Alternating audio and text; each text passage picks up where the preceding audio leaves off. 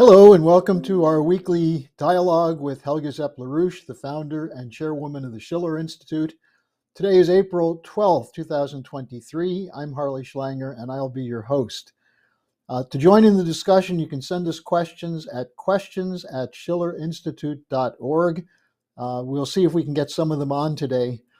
But Helga, as we're approaching the next of the online Schiller Institute conferences this weekend, April 15th and 16th, developments are unfolding at an incredibly rapid pace, increasing the importance of the dialogue which occur at these conferences. As the one who's been the driver behind these conferences, set the stage for us for this weekend's conference. What are some of the dramatic developments that are occurring, and what's required for a successful transition to a new strategic and development architecture? I think we are experiencing right now something much bigger than the so-called time change, which Chancellor Scholz has been talking about over a year ago. We are experiencing an epochal change, and I think that change is characterized mostly by the fact that the countries of the global south do not want to be submitted any longer to the remnants of the colonial order. And the reason why this is possible is because with the economic miracle of China, which contributed in the last 40 years an extraordinary civilizational accomplishment by overcoming poverty for 850 million of Chinese people. And since the Belt and Road Initiative, which is now 10 years ago, was announced, is cooperating with almost 150 countries of the global south, and many of them have had the benefit of very important development projects which started to overcome their poverty and underdevelopment. And that, in addition to having therefore a solid basis in physical progress of the economy, the weaponization of the dollar, which the United States started to do, by imposing, unilateral sanctions against many countries, especially naturally Russia, but also Iran, naturally Syria, Cuba, Venezuela. I mean, people have drawn the conclusion out of that it's not safe to be in the dollar, to have their assets in the dollar, and therefore there is very rapidly a new economic system developing, very much the US and West own doing, so they shouldn't blame anybody else but themselves. And that is moving very rapidly. It is an undefined situation. The danger of nuclear war is still extremely high, not only around the situation in Ukraine, which still could go out of control, but also because the shift to the Indo-Pacific confrontation between the United States and China, whereby China feels more and more encircled, especially now after the 4 new bases in the Philippines have been basically agreed upon. So we are now in an incredible, one could almost say, interregnum, where you have on the one side the danger that the old collapsing order is not, peacefully going out like the Soviet Union did, but it's really a heightened danger of nuclear war. But at the same time, I think with a breathtaking speed, the countries of the global south are working together with Russia and with China to establish a new order. Now, everything depends, in my view, on the fact that can we convince the United States and the Europeans to stop this confrontation and just start to cooperate with the global majority, the vast majority of the world population. Now, that is a gigantic task, and I think the Schiller Institute has conducted several international conferences over the last year with the idea that we need a new security and development architecture, which catapults this whole question on a completely different plane, because as long as we stay within geopolitics, the danger of Armageddon, a nuclear catastrophe, is absolutely there. And that is why, I'm very happy to say that we have this coming weekend on the 15th and 16th of April, a very, very important new international conference where we have an exclusive combination of speakers of, I think, something like 30 countries who are addressing these issues. And I can only ask you to participate and let all your friends and colleagues know about this conference, because, in all modesty, it is one of the forums, if not the only forum, which attempts to catapult the whole discussion on a different plane where a solution can be found. So join the conference this coming weekend and spread the news about it, because, I think what makes the Schiller Institute sort of unique is that we concentrate on how to get out of it. We are not just opposing the war, which obviously is the first necessary step, but then you have to think, how do we actually rearrange the relationship among nations so that a more hopeful outcome of this historical conjuncture can be found. So this is, in the gist where we stand. Well, Helga, on that question of the uniqueness of the Schiller Institute, we have some interesting questions for you. One is from Ahmed, who asks for you to give an overview of the influence of you and your husband, Lyndon LaRouche, on the emergence of the Belt and Road Initiative. Oh, that is a long story. I try to make it very short. My late husband, Lyndon LaRouche, because of his work with the Soviet Union around the Strategic Defense Initiative, made the prognosis in 1984 that if the Soviet Union would stick to their policy, which they had adopted then, rejecting the SDI cooperation from President Reagan, they would collapse within 5 years. Now that is exactly what happened when the economic difficulties of the Comecon became stronger. In 1988, we made a press conference in Berlin where my husband predicted the early unification of Germany and a program to develop Poland with Western means. Out of that came then the idea, to use Western technologies to transform the countries of the Warsaw Pact.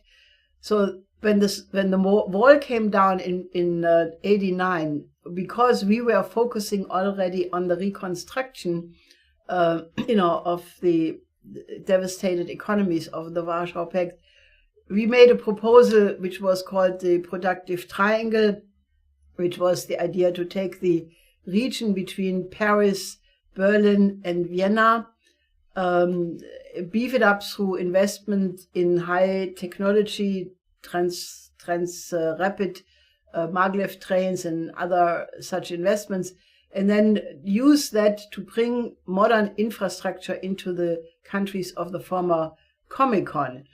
Now that was a policy which was very much appreciated, but it did not find the liking from Bush, Thatcher, and Mitterrand. They opposed it, so it was not implemented, but it found a lot of recognition. When the Soviet Union disintegrated in 1991, we extended that program to become the Eurasian Land Bridge, which was the idea to connect the population and industrial centers of Europe and Asia through so-called development corridors. And we called that the Eurasian Land Bridge, the new Silk Road. Now, we promoted that policy for several years. I think we definitely had an input in what became the new Silk Road of the Chinese government.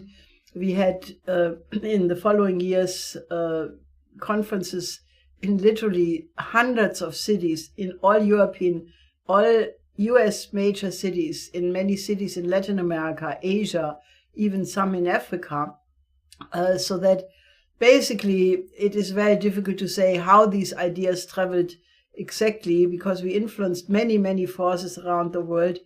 But we were extremely happy when in 2013 Xi Jinping announced the new Silk Road in Kazakhstan, because that was absolutely in affinity what we had been saying and had seminars and conferences for all this time.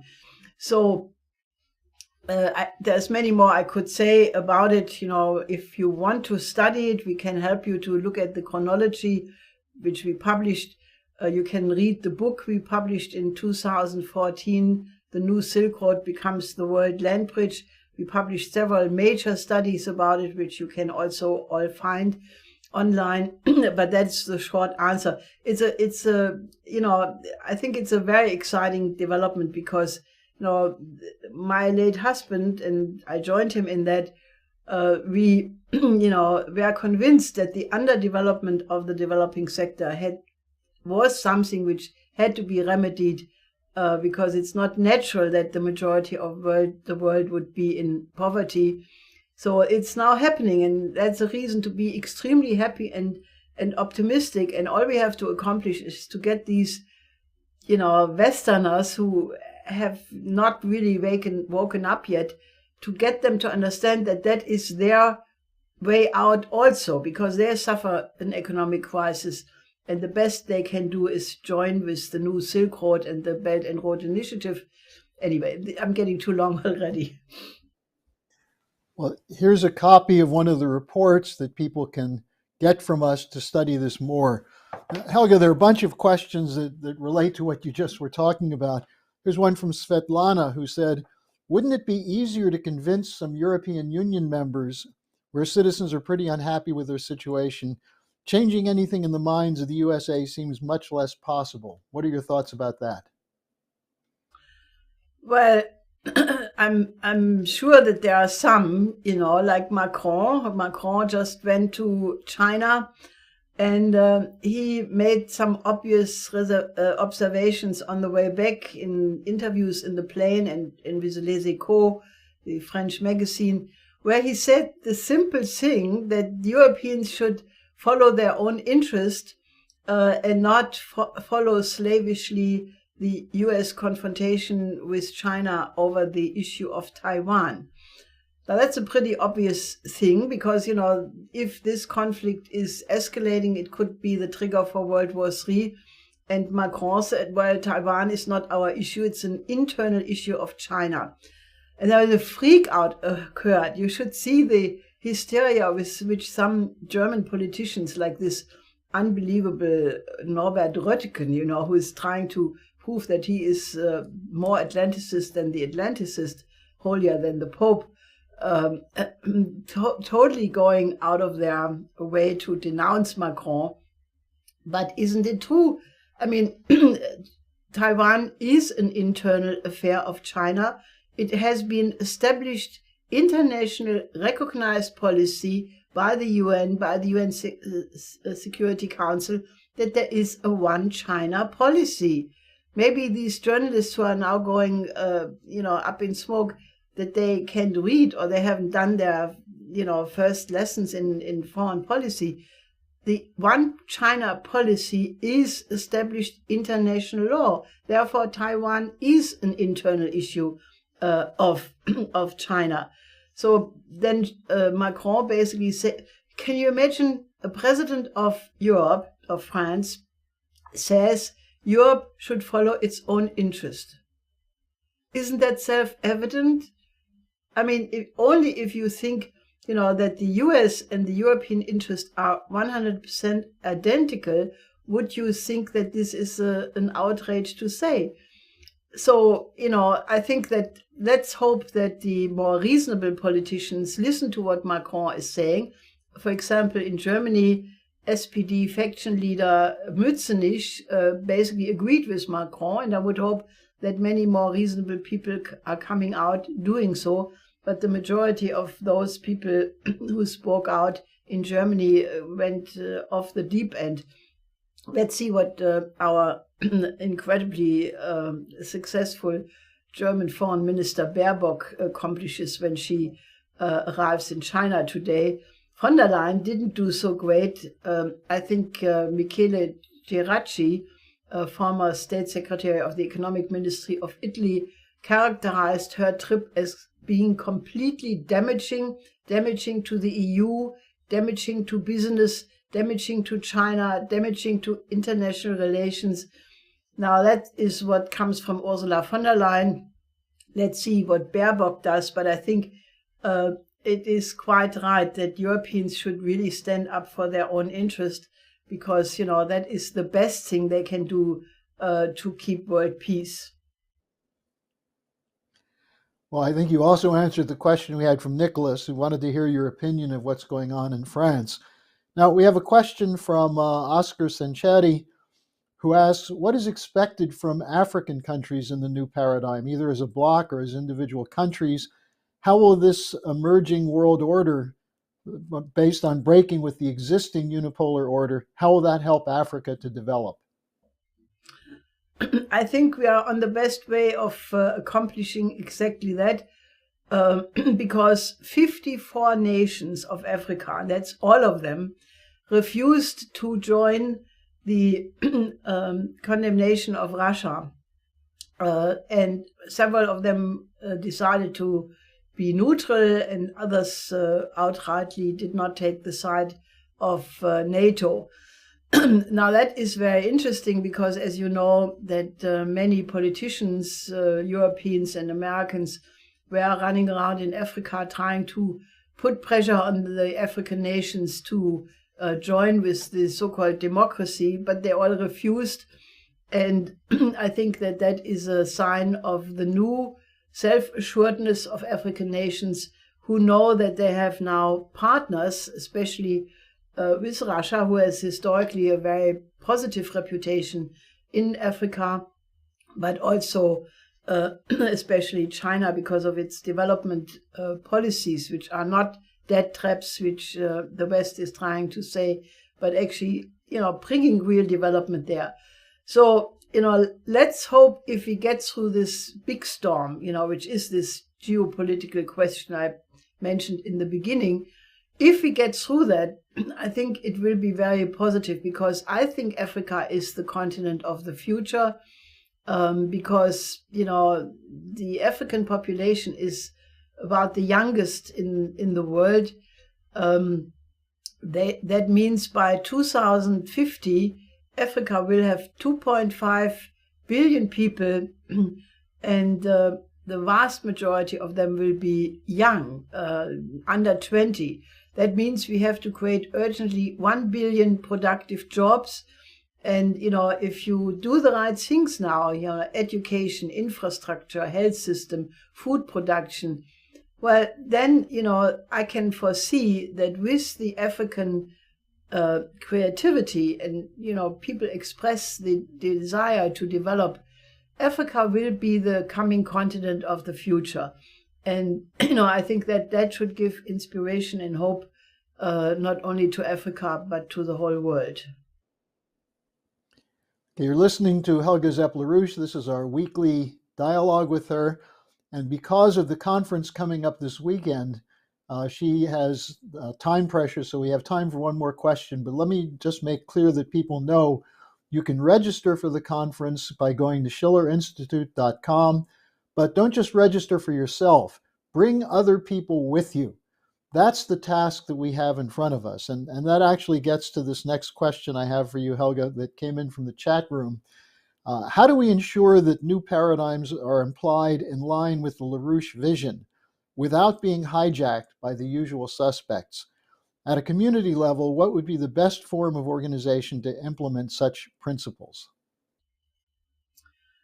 I think that the way to get to this, new paradigm is we need to have a public debate. We need an international conference of many countries, maybe think tanks, maybe universities, to discuss how can humanity give ourselves, how can we give ourselves an order which allows for the survival of our species.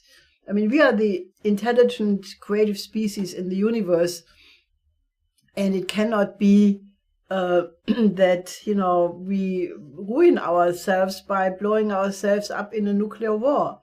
I think that, there is right now a new spirit of a renaissance of the non-aligned movement. The countries of the global south, at least the representatives I had contact with in the recent period, are much more optimistic and much more healthy in their outlook than most Europeans I have had the occasion to speak with. And they must make their voice much more heard. And I think we need to discuss the principles on which such an order should be based. It's programmatic things like overcoming poverty, a health system, universal education, sovereignty, a new credit system. Or that, by the way, I should mention, there is right now a huge debate in Switzerland about the implementation of Glass-Steagall, following the takeover of the Credit Suisse by Union Bank of Switzerland. And just this morning, one of the, I think maybe even the leading Swiss economic paper, Handelsblatt, or Handelszeitung, they had a poster of ours from 2013 for the Glass-Steagall Trennbanken system, separation of the bank system. And, then it was disappeared after 1 hour, which is interesting. But in any case, the Glass-Steagall debate is fully back. This is a policy which we promoted since a very long time. And I think, that and, other economic reforms must be debated urgently in a public way. I think we need also to discuss the philosophical principles the image of man, very important. But come to our conference on the weekend, because that will be the subject of a very, very fascinating conference. And I'm being told that there came in another question from Iran. Can you just say that, Harley? Yes. I had a question from an Iranian television anchor. Could you put in perspective the historical significance of the rapprochement between Iran and Saudi Arabia that was organized by the Chinese? Well, that's a perfect example of the dramatic changes which are taking place. Look, the British Empire, and the French for that matter, had used the Southwest Asian region, to, draw the lines of nations in such a way that there would be always possibility for conflict. The Sykes-Picot Agreement was only done to meddle in Southwest Asia. The great game, of the British, and then later Brzezinski, this region was always used for attacks against Russia. So it worked by having so-called proxies. Iran on the one side, which was more leaning to the Soviet Union and then Russia, and Saudi Arabia being more under the control of the British and the United States. So by Chinese diplomacy,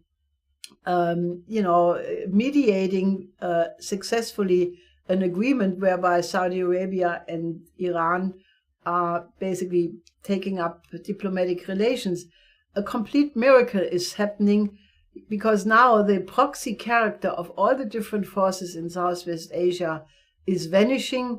So you have, changes rapidly. Syria is being, reintroduced, or will be reintroduced in the Arab League. Assad went to the United Arab Emirates. He's talking with the Saudis. It means that between Saudi Arabia and Yemen, there is now the perspective of peace. Between Iraq and Iran, territorial conflicts are being resolved. So peace is breaking out, and the geopolitical manipulators are extremely unhappy. I think this is an absolute sign how to solve any conflict on the planet, because, if you find the higher interest which unites two nations, there is nothing we can do. There's nothing we can't do in order to bring development and peaceful development to every region of the world. So I think this is really a sign that the times of empire are ending and that a very hopeful period of humanity can start. And people can find the schedule for the program and the roster for speakers at that same site on the schillerinstitute.com website when you register for the conference. Helga, I think you've injected some optimism for people. I think the slogan should be "Don't make excuses, make history." So we'll be looking forward to seeing you Saturday morning at the beginning of the Schiller Institute conference. And thanks for joining us today. Yes, till Saturday.